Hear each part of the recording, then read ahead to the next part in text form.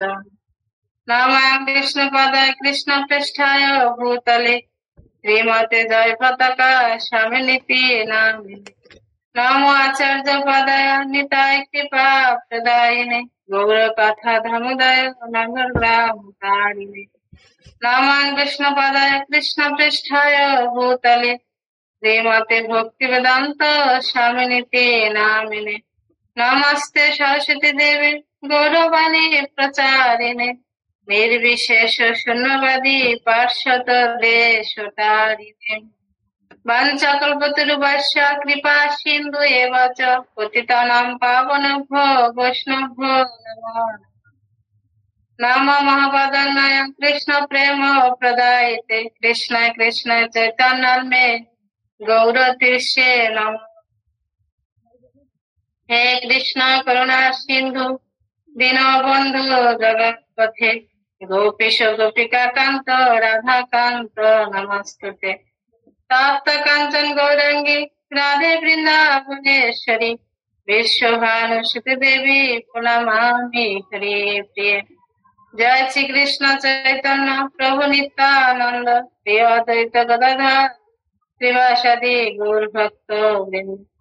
হরে কৃষ্ণ কৃষ্ণ কৃষ্ণ হরে হরে হরে রাম রাম রাম হরে। নারায়ণং নমস্কৃত্যং নরং চৈব নরোত্তমং দেবীং সরস্বতীং ব্যাসং ততো জয়ముదీరయ। ওম নমো ভগবতে বাসুদেবায় ভগবতে বাসুদেবায় ভগবতে বাসুদেবায়। হরে কৃষ্ণ। তো আজকে আমাদের অষ্টম স্কন্ধের অধ্যায় হচ্ছে 3,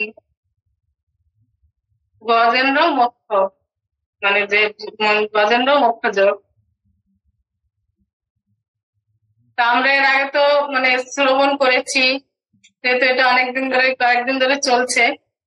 তা আমরা গজেন্দ্র বলতে জানি আমরা হাতিকে, এবং তার প্রার্থনা মানে আর্তনাদ, তার মানে ভগবানকে যেভাবে পাওয়া যায়, কয়েক প্রকারের ভক্ত আছে কিভাবে পায়, তাই গজেন্দ্র পেয়েছিল মানে সে ভগবানের কাছে আর্তনাদ করে, যেরকম অজামিল পেয়েছিল স্মরণ করে, মানে তার পুত্রকে নারায়ণ নারায়ণ করে ডেকে পেয়েছিল। এবার এইভাবে মানে মানে একটা উদাহরণ আছে যে ভগবানকে কে কিভাবে পেয়েছে। গজেন্দ্র হয়েছিল মানে আর্তনাদ করেছিল, মানে যখন সে সেই মানে সে যখন জলে সে সরবরে গিয়েছিল তার পরিবার নিয়ে, এবার সেখানে যাওয়ার পরে সে মানে সব পরিজন মানে তার স্ত্রীদেরকে তার সন্তানদেরকে নিয়ে গেছিল, এবং গজেন্দ্র ছিল খুব শক্তিশালী, মানে সে এতটাই মানে শক্তি ছিল সম্পন্ন। সে তখন ওইখানে যখন সরবরে মানে সে স্নান করতে গিয়েছিল, তখন সে সবার সুর দিয়ে তার পরিবারকে সবাইকে স্নান করাচ্ছিল, জল দিয়ে করছিল। এবারে হঠাৎ করে এক যে আমরা যাকে বলি মানে গজেন্দ্রকে যখন সেই একটা কুমির যখন এসে তাকে মানে আহত করছিল, এবং সে অনেক দিন বছর মানে সেই কুমিরের সাথে জলে বসে যুদ্ধ করেছিল, যেহেতু কুমির ছিল জলে সেজন্য সে ছিল শক্তি সম্পন্ন, এবং যখন ডাঙার যখন কেউ জলে পড়ে তখন তার শক্তি হারিয়ে যায়। সেজন্য কুমির মানে যদি গজেন্দ্র যদি অনেক শক্তি সম্পন্ন ছিল, তবু সে মানে দুর্বল হয়ে গেছিল, যেহেতু ওটা তার জায়গা নয়।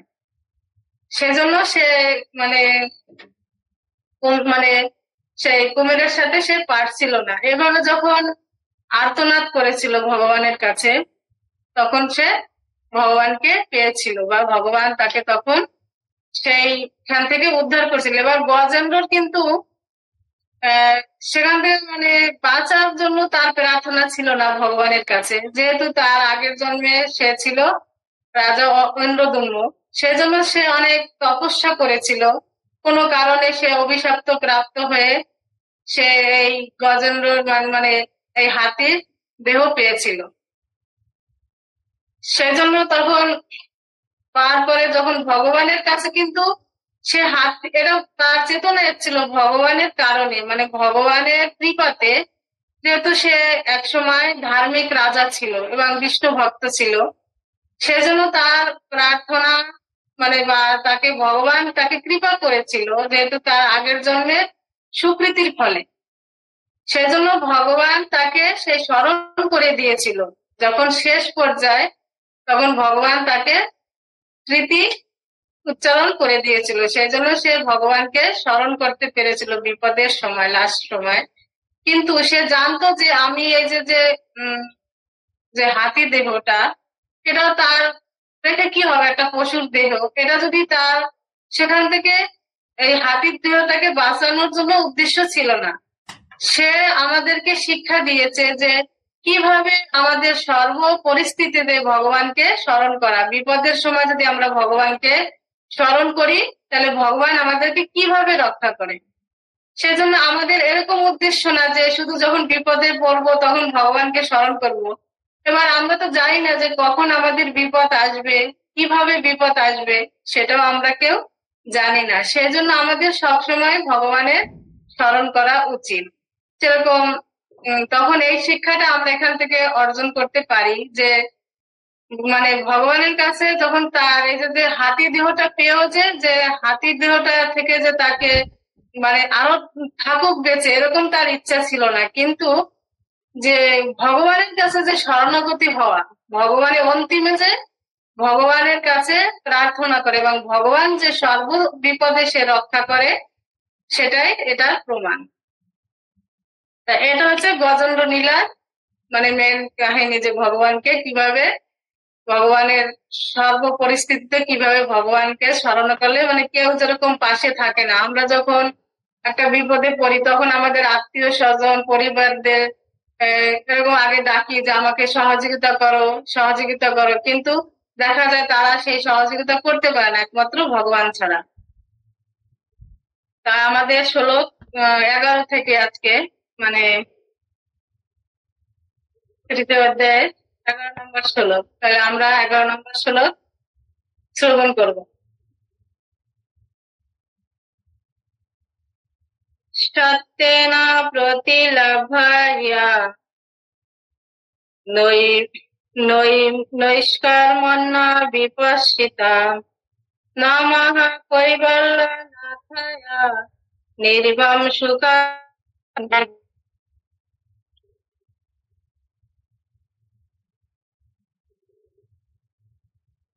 চিন্ময় স্তরে ভক্তিপরায়ণ শুদ্ধ ভক্তরাই ভগবানকে উপলব্ধি করতে পারেন। তিনি নির্বাণ, সুখ, প্রদাতা এবং লোকের প্রভু। তাই আমি তাকে আমার সশ্রদ্ধ প্রণতি নিবেদন করি। এখানে বলা হয়েছে যে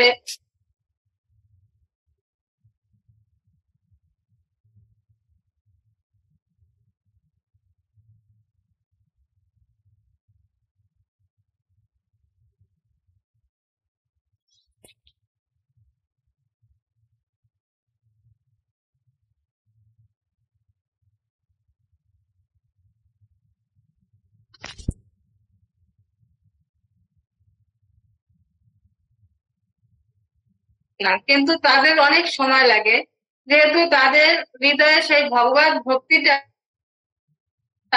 মানে তৈরি করার জন্য অনেক সময় লাগে। যেরকম যেহেতু আমরা ভগবানের সবাই অংশ, সেজন্য আমাদের মধ্যে সবার মধ্যে ভগবানের প্রতি ভক্তি আছে, কিন্তু এটা কি হচ্ছে আমাদের এই মায়ার জগতে পড়ে আমরা সেটা মানে ভক্তিটা করা ভুলে যাই। এই যে মায়ার জগতে মায়া দিয়ে যে আকৃষ্ট হয়ে, সেজন্য আমাদের হৃদয়ে ভগবত ভক্তির উদয় হয় না সহজে। সেজন্য যখন আমরা শুদ্ধ ভক্তের কাছে, যখন আমরা ভগবত ভক্তির কথা শুনবো, শ্রবণ করব, তখন আমাদের সেই হৃদয়ের সমস্ত কলুষ থেকে মুক্ত হয়ে তবে আমাদের হৃদয়ে শুদ্ধ ভগবত ভক্তি উদয় হবে। তাই শুদ্ধ ভগবত ভক্তি ছাড়া ভগবানের যে কার্যকলাপ বা ভগবানের যে লীলা, এটা কখনোই বোঝা সম্ভব নয়। সেজন্য এখানে বলা হয়েছে, ভগবত গীতায় উল্লেখ করা হয়েছে যে ভগবানকে কেবল ভক্তির দ্বারাই জানা যায়। তো ভগবানকে অন্যভাবে চেষ্টা করে কোনোভাবে জানা যায় না, একমাত্র ভক্তির দ্বারাই ভগবানকে জানা যায়। কেউ যদি আছে ভগবানকে জানার জন্য অনেক কঠোর পরিশ্রম করে বা অনেক কিছু মানে আয়োজন করছে ভগবানকে কিভাবে লাভ করা যায়, কিন্তু সেটা কখনো ভগবানকে লাভ করা সম্ভব নয়। একমাত্র ভক্তির দ্বারাই ভগবানকে লাভ করা যায়। এখানে বলা হয়েছে যে কেউ যদি তত্ত্বত ভগবানকে জানতে চান তাহলে তাকে ভগবত ভক্তির পন্থা অবলম্বন করতে হবে। জড়জগতের ব্রাহ্মণের ফনাযুক্ত শাস্ত্রিক কার্যকলাপ প্রশংসনীয়, কিন্তু ভগবত ভক্তির কার্যকলাপ শুদ্ধ সত্তা, অর্থাৎ তা চিন্ময় স্তরের কার্যকলাপ। তা ব্রাহ্মণকে কি বলা হয়েছে? ব্রাহ্মণরা হচ্ছে লক্ষণযুক্ত শাস্ত্রিক, মানে তাদের ব্রাহ্মণের যারা শাস্ত্রিক ব্রাহ্মণ তারা হচ্ছে মানে শাস্ত্র অধ্যয়ন করে, শাস্ত্র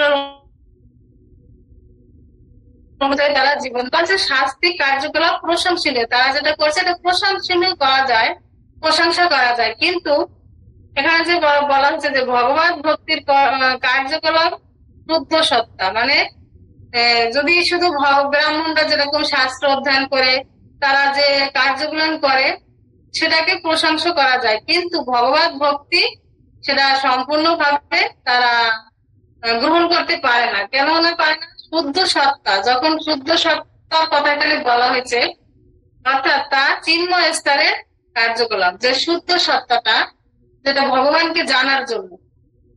যেরকম ব্রাহ্মণরা তারা বিভিন্ন বেদ শাস্ত্র অধ্যয়ন করে সেইভাবে তারা পূজা আশ্রা করে বা নিয়মকরণ মেনে চলে, কিন্তু তারা ভগবত ভক্তি যদি চেষ্টা না করে যে শুদ্ধ সত্তার মাধ্যমে, তাহলে তারাও কিন্তু ভগবানকে জানতে পারে না। সেজন্য একমাত্র ভগবানকে জানার জন্য হৃদয়ে শুদ্ধ ভক্তি থাকতে হবে। তাই এখানে যে একটা ভাষার কথা বলা হয়েছে নৈষ্কর্ম, যে নৈষ্কর্মর কথাটা যেটা বলা হয়েছে এটা হচ্ছে জড়জগতের কার্যকলাপ ত্যাগের ফলে কোনো লাভ হয় না। তাই যে ভক্তিকে যদি তাই ভগবত ভক্তির দ্বারাই কেবল ভগবানকে জানা যায়। তাই সেই ভক্তিকেই বলা হয় নৈষ্কর্ম, যেটা দিয়ে ভগবানকে জানা যায়, যে কোনটা? যেটা শুদ্ধ ভক্তি দ্বারা, শুদ্ধ ভগবত ভক্তির দ্বারা যেটা ভগবানকে জানা যায় সেটা হচ্ছে নৈষ্কর্ম।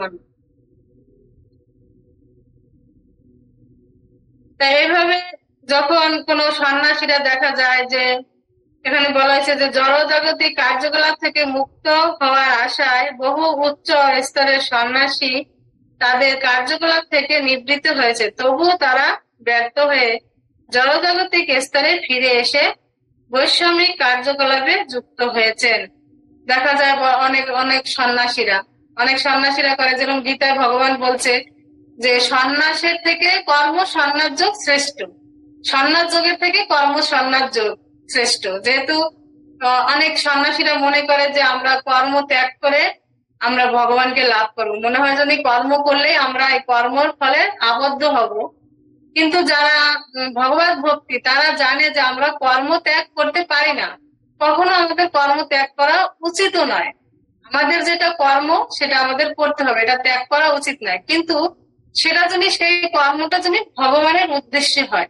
সেজন্য এখানে বলা হয়েছে যে অনেক সন্ন্যাসীরা আছে তাদের কার্যকলাপ থেকে তারা নিবৃত্তি থাকে, তারা মানে তারা এই জড়জগতের তখন আবার তারা কি করে ফিরে আসে, তবু আসতে হবে তাদের, যেহেতু তাদের হৃদয়ে যতক্ষণে এই যে ভগবানের সেবা না করবে, ভগবত ভক্তি যতক্ষণে অনুশীলন না করবে, এই কর্ম ত্যাগ করেও কোনো লাভ হবে না, এই কর্ম ত্যাগ করেও কোনো লাভ হবে না। সেজন্য আমাদের কর্মটার পর এখানে জোর দেওয়া হয়েছে যে আমাদের কি কর্ম করা হবে। যেরকম কর্ম 3 প্রকারের কথা বলা হয়েছে, যে কি কি কর্ম, তাহলে এগুলি এখানে বলা হয়েছে। তাহলে আমাদের কর্ম করতে হবে এবং সেটা যদি ভগবানের প্রীতি বিধানের জন্য হয়, তাহলে সেই সমস্ত আমরা যদি সবকিছু যা করি, এই জগতে কেউ কর্ম ত্যাগ করে থাকতে পারে না। এবার যারা আছে যে ত্যাগী, যারা অনেক সব কার্যকর মানে ত্যাগ করে দিয়ে তারা ভগবানের উপাসনা করতে চায় ভগবানকে লাভ করার জন্য,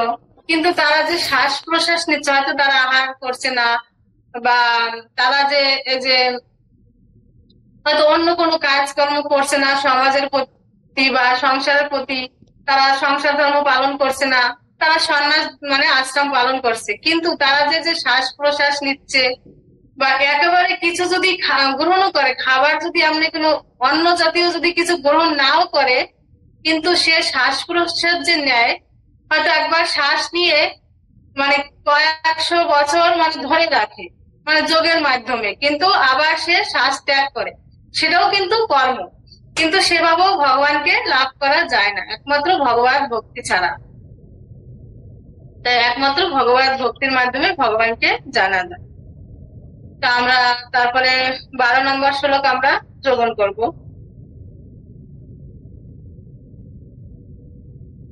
নমঃ শান্তায় ঘোরায় পুরায় গুণধর্মিনে নির্বিশেষায় সাম্যায় নমঃ জ্ঞানাঘনায় চ। অনুবাদ: সর্বব্যাপ্ত ভগবান বাসুদেবকে, নৃসিংহদেব আদি ভগবানের উগ্র রূপকে, বরাহদেব আদি ভগবানের পশুরূপকে, নির্বিশেষবাদের প্রচারক ভগবান দত্তক্ষেত্রকে, ভগবান বুদ্ধদেব এবং অনন্য সমস্ত অবতারদেরকে আমি আমার সশ্রদ্ধ প্রণতি নিবেদন করি। যিনি নির্গুণ হওয়া সত্ত্বেও জড় প্রকৃতির সত্য, রজ এবং তমগুণকে আশ্রয় করে, সেই ভগবানকে আমি আমার সশ্রদ্ধ প্রণতি নিবেদন করি। তার নির্বিশেষ ব্রহ্মজ্যোতিকেও আমি আমার সশ্রদ্ধ প্রণতি নিবেদন করি। এখানে বলা হয়েছে যে সর্বব্যাপ্ত ভগবান বাসুদেব। ভগবান বাসুদেব কেন বলা হয়েছে? বসুদেবের পুত্র হচ্ছে ভগবান বাসুদেব, তাই তিনি হচ্ছেন সর্বব্যাপ্ত, মানে তিনি সর্ব জায়গায় সর্বত্র অবস্থায় মানে সর্ব অবস্থাতে তিনি থাকেন, মানে সর্বব্যাপ্ত মানে তিনি সবকিছুর মধ্যে আছেন এবং সর্ব জায়গাতে আছেন। এবং তার যে রূপ কথা এখানে বলা আছে, নৃসিংহদেব ভগবানের উগ্র রূপ, নৃসিংহদেব হচ্ছে ভগবানের উগ্র রূপ, বরাহদেব এগুলো হচ্ছে ভগবানের মানে পশু রূপ। তারপরে নির্বিশেষবাদের প্রচারক ভগবান, নির্বিশেষবাদের যেটা ভগবান বুদ্ধদেব, নির্বিশেষবাদী যারা বেদকে মানে না তাদেরকে বলা হয় যেটা নাস্তিক, তাই তাদেরও হচ্ছে ভগবান বুদ্ধদেব। এবং মানে এখানে বলা হচ্ছে যে ভগবান যিনি নির্গুণ হওয়া সত্ত্বেও তিনি জড় প্রকৃতির, কারণ ভগবানের নির্গুণ কেন? এই যে 3টা গুণ সত্য, রজ, তম, এই গুণেরও তিনি ঊর্ধ্বে, তবু তিনি কি করছেন? এই জগতে আসেন যখন তিনি, তখন তিনি এই 3টে গুণের দ্বারাও আবার তিনি কার্যকলাপ করে থাকেন। এরকম দেখতে পাই যে ভগবান সে কান্না করছে, এটা কি কখনো সম্ভব? ভগবান কান্না করছে, ভগবান খেলা করছে কেন? তিনি এই জগতে এসে সেই গুণের মাধ্যমে তিনি তার লীলাবিলাস করে থাকেন। সত্য, জড়, রজ এবং তম গুণের আশ্রয় করেন, সেই ভগবান আমার সশ্রদ্ধ প্রণতি নিবেদন করি। এবং নির্বিশেষ ব্রহ্মজ্যোতি, ভগবানের যে নির্বিশেষ ব্রহ্মজ্যোতি, মানে ভগবানের তো আমরা জানি তার রূপ আছে, তার লীলা আছে, যেহেতু তিনি রূপ আমরা জানি যে ভগবানের রূপ, যেহেতু তিনি আবির্ভূত হন সেজন্য তার রূপ আছে, এবং তিনি লীলাও করেন, এবং তার আবার নির্বিশেষ রূপও আছে যেটা ব্রহ্মজ্যোতি বলা হয়। ভগবানের যে রূপের জ্যোতি, সেটাকে এখানে বলা হয়েছে আমি সশ্রদ্ধ নিবেদন করি। তো ভগবান হচ্ছেন সবকিছু মালিক, মানে সবকিছু যত যে ভগবান যে বারবার আবির্ভূত হন, তার ভগবান যখন আবির্ভূত হন এরকম যেটা যে ভগবানের স্থায়ী ভাবে মা বাবা হয় আবার হয় না, যেরকম আমরা দেখতে পাই যে ভগবানের অস্থায়ী মা বাবা, যেরকম ভগবান যখন বরাহদেবে আসলেন তখন তিনি ব্রহ্মা একটা হাঁচি দিয়েছিল এবং নাক থেকে তার আবির্ভূত হয়েছিলেন। আবার নৃসিংহদেব দেখা যায় সে তার মা বাবারও প্রয়োজন হয়নি, সে যে তার হিরণ্যকশিপুরের যে খাম্বা মানে পিলার আছে সেটা থেকে তার আবির্ভূত হয়েছিল। এবার ভগবান যখন মানে কিছু স্থায়ী ভাবে অনেকদিন পর্যন্ত লীলা করতে চেয়েছেন, তখন তার মা বাবাও ছিল। যেরকম তার জন্ম হয়েছিল দেবকী এবং বসুদেবের মানে গৃহে। তারপরে তার পালিত বাবা মা হলো যশোদানন্দ মহারাজ। তাহলে তারা এরকম মা বাবারও মানে মানে ভগবানের যেটা ইচ্ছা তিনি এইভাবে কার্যকলাপ করে থাকেন। তা ভগবানের কোনো জড় রূপ না থাকলেও তিনি তার ভক্তদের কৃপা করার জন্য এবং অসুরদেরকে সংহার করার জন্য অসংখ্য রূপ গ্রহণ করেন। শ্রীমদ্ ভাগবতে উল্লেখ করা হয়েছে যে নদীর তরঙ্গের মতো ভগবানের অসংখ্য অবতার। নদীর তরঙ্গ অবিশ্রান্ত ভাবে প্রবাহিত হয় এবং নদীতে যে কত তরঙ্গ রয়েছে তা কেউ গুণে শেষ করতে পারে না। তেমনি স্থান, কাল এবং পরিস্থিতি অনুসারে ভগবানের যে কত অবতারের আবির্ভাব হয় তা কেউ গুনতে পারে না।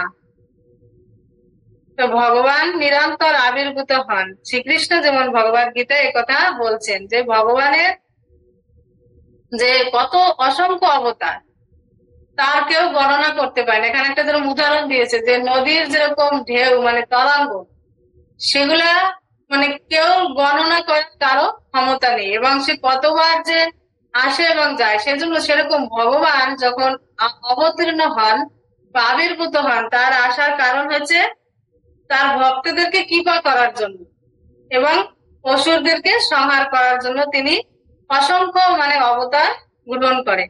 তো ভগবান কখন আসবেন, কিভাবে আসবেন, সেটা ভগবানের ইচ্ছার উপর নির্ভর করছে যে ভগবান কখন কোন কার্য সম্পাদন করার জন্য আসবে সেটা ভগবান জানেন। এবং এইভাবে ভগবানের অসংখ্য অবতার আছে। ভগবানের এইভাবে অসংখ্য অবতার আছে এবং ভগবান এত অবতার হয়েছে, যেরকম আমরা শাস্ত্রে কিছু জানি যে ভগবানের যে 24 রকমের অবতার, তার ভিতর ভাগ আছে 6 রকমের। আবার এইভাবে যেমন গুণ অবতার, লীলা অবতার, নাম অবতার, এইভাবে ভগবান আবির্ভূত হন বা ভগবান কতবার যে এগুলার কোনো গণনার ঊর্ধ্বে, মানে এগুলার গণনা করা কারো পক্ষে সম্ভব নয়। তো ভগবান এখানে যে শ্লোকটা এখানে বলা হচ্ছে যে গীতার যে শ্লোকটা, যদা যদা হি ধর্মস্য গ্লানি ভবতি ভারত অদ্ভুত নাম ধর্মস্য তদাত্মা নাম সৃজনাহম। তাই এখানে একথা বলেছে, হে ভারত, যখনই ধর্মের অধঃপতন হয় এবং অধর্মের অদ্ভুতানা হয় তখন আমি নিজেকে প্রকাশ করে অবতীর্ণ হই। জড়জগতে সর্বদাই কৃষ্ণ ভক্তি থেকে বিচ্যুত হওয়ার সম্ভাবনা থাকে এবং তাই শ্রীকৃষ্ণ তার ভক্তরা এই নাস্তিকতা প্রবাহিত করার জন্য বিভিন্ন রূপে কার্য করেন। তাই বলছে এখানে ভগবান বলছে তিনি আবির্ভূত যখন হন কৃষ্ণ ভক্তি থেকে বিচ্যুত হওয়ার সম্ভাবনা থাকে। যখন এই যে মানুষ যখন এই জড়জগতে আসে, জীব যখন জড়জগতে আসে তখন কি করছে, সে কৃষ্ণ ভক্তি থেকে সে বিচ্যুত হয়ে যায়। তখন কি করে ভগবান তার ভক্তদেরকে পাঠায়, তার পার্শ্বদেরকে পাঠায় সমস্ত জীবকে উদ্ধার করার জন্য। এবং ভগবান তো আবির্ভূতই হন, তারপর তারা যারা শুদ্ধ ভক্ত বা তার যারা পার্শ্বদ তাদেরকেও তিনি পাঠান। মানে যে সমস্ত জীব ভগবানকে ভুলে গিয়েছে এই জড়জগতে আসার ফলে, তাদেরকে উদ্ধার করার জন্য গুরু রূপে তিনি ভগবান তাদেরকে পাঠিয়েছেন উদ্ধার করার জন্য। এবং ভগবান তো আসেনি।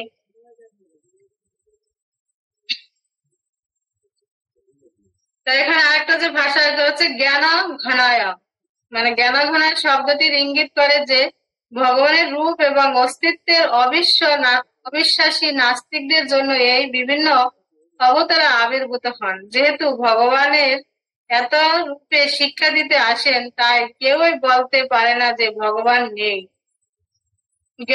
জ্ঞান ঘনায় শব্দটির বিশেষ করে তাদের জন্য ব্যবহার করা হচ্ছে যাদের জ্ঞান মনোধর্মী দার্শনিক বিচারের দ্বারা ভগবানের অন্বেষণ করার ফলে কঠিন হয়ে গেছে।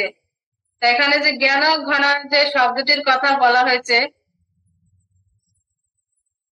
এটা ভগবান আসার কারণ হচ্ছে যে ভগবান যে আছে সেটাকে জানান দেওয়ার জন্য। অনেকে যারা নাস্তিক আছে, যারা ভগবানকে বিশ্বাস করে না, মানে না, কিন্তু তারাও অস্বীকার করতে পারে না যে ভগবান নেই।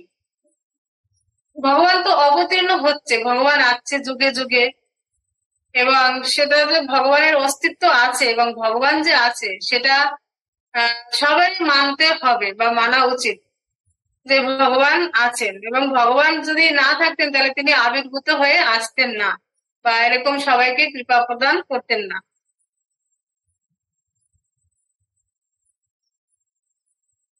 কি করে এখানে বলেছে বাসুদেবায়া সর্বমিতি স মহাত্মা সুন্দুর্লভা। বহু জন্ম জন্মান্তের পর জ্ঞানী এবং জ্ঞানী এই স্তর প্রাপ্ত হয়, তাই এখানে জ্ঞান ঘনায় শব্দটির ব্যবহার করা হয়েছে। তিনি সকলের হৃদয়ে বিরাজমান অথচ জীবের সঙ্গে কোনো কর্ম করেন না। তাই ভগবান কি করছে, সমস্ত জীবের সাথে তার সম্পর্ক আছে, কিন্তু থাকলে হবে কি তিনি কিন্তু কোন জীবের কর্ম তিনি ভোগ করেন না বা কোন জীবের কর্মফল তিনি গ্রহণ করেন না। যে জীব যেরকম কর্ম করবে তার নিজস্ব ফল তিনি সেই জীবে ভোগ করবে। ভগবান সর্বক্ষণ থাকছে জীবের সাথে, প্রতিটি সাক্ষী রূপে তিনি থাকছে প্রতিটি জীবের হৃদয়ে, কিন্তু তিনি কোনো কর্মফলের মধ্যে তিনি সম্পর্ক নেই। সকলের হৃদয়ে বিরাজ করছে অথচ জীবের সঙ্গে কোনো কর্ম করেন না। তাহলে কর্ম করে কারা? জীবাত্মা, জীব কর্ম করে, আর ভগবান হচ্ছে পরমাত্মা, তিনি সাক্ষী রূপে সমস্ত কর্ম দর্শন করে, কিন্তু তিনি কর্ম করেন না, জীবাত্মাই কর্ম করছে।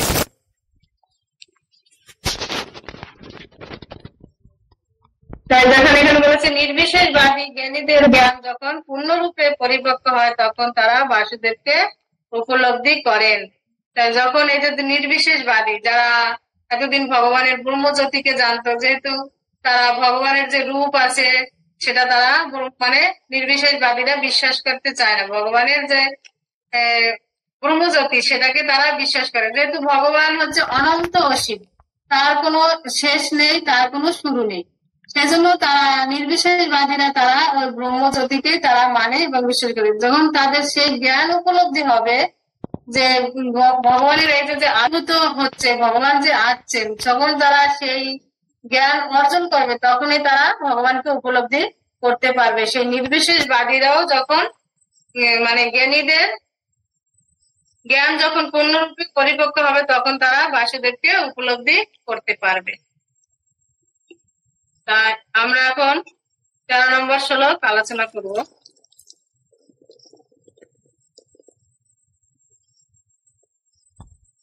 ক্ষেত্র ক্ষেত্র ক্ষেত্র ক্ষেত্র নমস্তভ্যম সর্বায় সাক্ষিণে পুরুষায় আত্মা মূলায় মূলা প্রকৃতায়।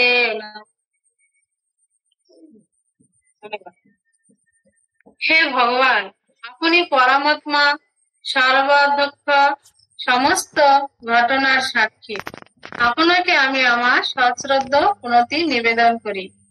আপনি প্রকৃতি এবং প্রধানের উৎস, পরম পুরুষ, আপনি সমস্ত জড় শরীরের অধ্যক্ষ, তাই আপনি পরম পূর্ণ। আমি আপনাকে আমার সশ্রদ্ধ প্রণতি নিবেদন করি। তাই এখানে বলা হয়েছে যে ক্ষেত্র এবং ক্ষেত্রজ্ঞ। তা আমরা গীতাও এটা পড়েছি যে ক্ষেত্র এবং ক্ষেত্রজ্ঞ আমরা শ্রবণ করেছি। ক্ষেত্র হচ্ছে এই দেহটা এবং ক্ষেত্রজ্ঞ হচ্ছে এই দেহের মালিক। মালিক হচ্ছে আমি কে? আমি হচ্ছে চিন্ময় আত্মা। তাই এখানে সে ক্ষেত্র এবং ক্ষেত্রজ্ঞর কথা বলা হয়েছে যে ক্ষেত্র হচ্ছে দেহটা এবং ক্ষেত্রজ্ঞ হচ্ছে আত্মা। তাই সেই মানে আত্মা হচ্ছে এই শরীর আমরা স্বরূপ অথবা একটি আমাদের শরীর, কিন্তু প্রকৃতপক্ষে তা সত্য নয়। পরমেশ্বর ভগবান আমাদের এই শরীরগুলি প্রদান করেছেন। জীব যদিও ক্ষেত্রজ্ঞ, তবুও সে তার দেহের একমাত্র মালিক নয়। দেহের প্রকৃত মালিক হচ্ছে ভগবান এবং তিনি হচ্ছেন পরম ক্ষেত্রজ্ঞ। যেমন আমরা একটি বাড়ি ভাড়া করে সেখানে বাস করতে পারি, কিন্তু সেই বাড়িটির প্রকৃত মালিক হচ্ছে তিনি, যিনি সেই বাড়িটি তৈরি করেছেন। তেমনি আমরা এই জড়জগৎ ভোগ করার জন্য বিশেষ সুযোগ রূপে বিভিন্ন প্রকার শরীর প্রাপ্ত হই, কিন্তু সেই সমস্ত শরীরের প্রকৃত মালিক হচ্ছেন ভগবান। তাকে বলা হয় সর্বদক্ষ, কারণ তার অধ্যক্ষার এই জড়জগতের সবকিছু কার্য করে। তাহলে এখানে একটা উদাহরণ রয়েছে যে যখন সবকিছুর মালিক ভগবান। এই যে দেহটা আমরা পেয়েছি, আমাদের এই দেহটা কি পঞ্চভূতে তৈরি। তা পঞ্চভূতে তৈরি হচ্ছে কি কি? ভূমি, জল, অগ্নি, বায়ু, আকাশ, পঞ্চভূতে তৈরি। তাহলে এটা আমরা কোথায় থেকে পেয়েছি? এই প্রকৃতির থেকে পেয়েছি। তা প্রকৃতি কে সৃষ্টি করছে? ভগবান সৃষ্টি করছে। তা আর যে ভগবানের যে আমাদের আত্মা সূক্ষ্ম, সেটাও ভগবানের অংশ। তাহলে তো সবকিছু সেই ভগবানের কাছ থেকে এসছে এবং ভগবান সবকিছু সৃষ্টি করছে। যেহেতু প্রকৃতির থেকে আমরা সব এই দেহটা পেয়েছি, পঞ্চভূতের দেহ, সেটাও প্রকৃতি, তো প্রকৃতিটা ভগবান। এবং সেই প্রকৃতি হচ্ছে আমাদের মাতা, মানে মা। আর যে বীজ প্রদানকারী পিতা হচ্ছেন ভগবান শ্রীকৃষ্ণ, তিনি বীজ প্রদান করছেন। এবং আমাদের যে প্রকৃতি, তিনি হচ্ছেন আমাদের মাতা, এবং তার যে বীজ প্রদান, সেটা হচ্ছে ভগবান শ্রীকৃষ্ণ, বীজদাতা, মানে বীজ প্রদান করে। তাই এটা হচ্ছে আমরা এই দেহটা পেয়েছি। কিরকম? যেরকম আমরা একটা ভাড়া বাড়িতে থাকি, এখানে উদাহরণটা দিয়েছে যে ভাড়া বাড়িতে যখন থাকি, তখন হয়তো আমরা কিছুদিনের জন্য আমরা বলি যে আমার বাড়িতে আসো, বা আমরা থাকি, আমার বাড়ি যাচ্ছি। কিন্তু আমরা কিছুদিনের জন্য বলছি, যতক্ষণ আমরা ওই বাড়িতে বসবাস করছি। কিন্তু প্রকৃত মালিকটা হচ্ছে যে বাড়িটা তৈরি করছে। কিন্তু আমরা কিছু দিনের জন্য আমরা পরিচিত হচ্ছি যে বাড়িটা আমার, বা আমি এই বাড়িতে থাকছি, আসুন আমার বাড়ি, এইভাবে কাউকে আমরা ডাকি আমার বাড়িতে আসুন। কিন্তু প্রকৃত ভাবে সেই বাড়িটা আমার নয়, কিন্তু আমরা কিছুদিনের জন্য আমরা আমার বলি। সেরকম আমাদের দেহটা আমরা পেয়েছি, কিন্তু এই দেহটা আমাদের নয়। এই দেহটা কিছু সময়ের জন্য আমি পেয়েছি, তাই আমি বলছি আমার দেহ। কিন্তু প্রকৃত উদ্দেশ্য হচ্ছে এই দেহটা যিনি তৈরি করছে, তার হচ্ছে আত্মা, তার হচ্ছে দেহ, তার শরণাগত আমাদের হওয়া উচিত। তাই আমরা দেখি একটা কাহিনী আর কি, আমরা বলি যে যখন মারা যায় কেউ, তখন আমাদের যে শাস্ত্রে, আমাদের যে হিন্দু ধর্মের শাস্ত্র, আমাদের সনাতন ধর্মের শাস্ত্রে আছে, যখন কোনো ব্যক্তি মারা যায়, তাকে যে কলসি দেখা যায় যে পোড়ানোর পরে, তাকে দাহ করার পরে একটা কলসি তখন দেওয়া হয়, জলের কলসি। কলসিটা কিরকম? আমাদের দেহের সাথে কলসিটার তুলনা করা হয়েছে। যে যখন আমরা যে পঞ্চভূতে আমাদের এই দেহটা তৈরি, তাহলে যখন একটা মৃত্যুর সময়, যখন শ্মশানে লাস্ট অন্তিম কার্য হয়, তখন একটা কলসি দেওয়া হয়। তাই কলসিটাও তৈরি কি এই পঞ্চভূতে তৈরি, এই পৃথিবীতে থেকে। যেরকম যে পঞ্চভূতে যে কলসিটা তৈরি হয় মাটি, জল, অগ্নি, বায়ু এবং আকাশ দিয়ে। যখন এই যে মাটি দিয়ে কুমার যখন বানায়, তখন মাটির সাথে সে কি করে? জল মিশায়। জল মিশানোর পরে সে বাতাসে শুকায়, বাতাসে শুকিয়ে যায় সেই মাটিটা। এবার যখন বায়ুতে শুকিয়ে গেল, এবার আকাশ, যে কলসিটার ভিতরে যে ফাঁকা জায়গাটা থাকে, সেটাকে বলা হয়েছে আকাশের তাকের সাথে তুলনা করা হয়েছে। তাহলে সেই কলসির সাথে এবং আমাদের দেহের সাথে সমান তুলনা করা হয়েছে। যে আমরা যখন এই প্রকৃতি থেকে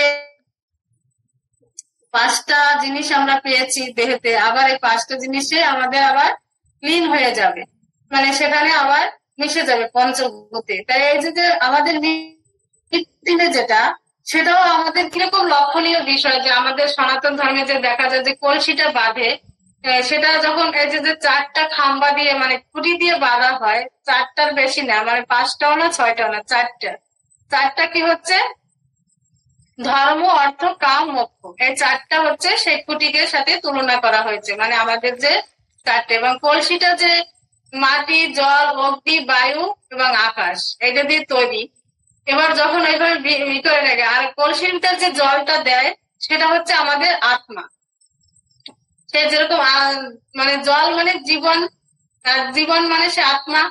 তাই সেইভাবে যখন দেয়, এইভাবে কলসিটা বেঁধে দেয়, এবং যখন সেটাকে কি করে পিছন দিয়ে কেউ ফাটিয়ে দেয় একটা কুড়াল মিলে। তাই কুড়ালটা হচ্ছে কি, আমাদের যখন মৃত্যু আসবে, তখন আমাদের কখনো জানিয়ে আসবে না। আমাদের যখন বিপদ আসবে, কখনো জানিয়ে আসবে না যে আমাদের সাথে কি হচ্ছে, আমার কখন মৃত্যু হচ্ছে। তো এইভাবে আমাদের সেই শেষে অন্তিম কার্য এরকম আমাদের সিস্টেম, আমাদের সনাতন ধর্মের এরকম, মানে আমাদের যে মোক্ষ লাভের বা আমাদের যে এই যে শরীরের সাথে যে আমাদের সেই মৃত্যুর সাথে যে ক্রিয়া কার্যটা হয়, এটা একটা সম্পর্কিত। সেজন্য এখানে গজেন্দ্রর যে সেই আর্তনাদ, ভগবানের প্রতি শরণাগতি, তাই যখন তার পরিবার সব পালিয়ে গেছিল তাকে ছেড়ে, তখন তিনি একমাত্র ছিল যে আমাকে একমাত্র ভগবানই আমাকে মুক্তি প্রদান করতে পারবে, আর কারো পক্ষে সম্ভব নয়।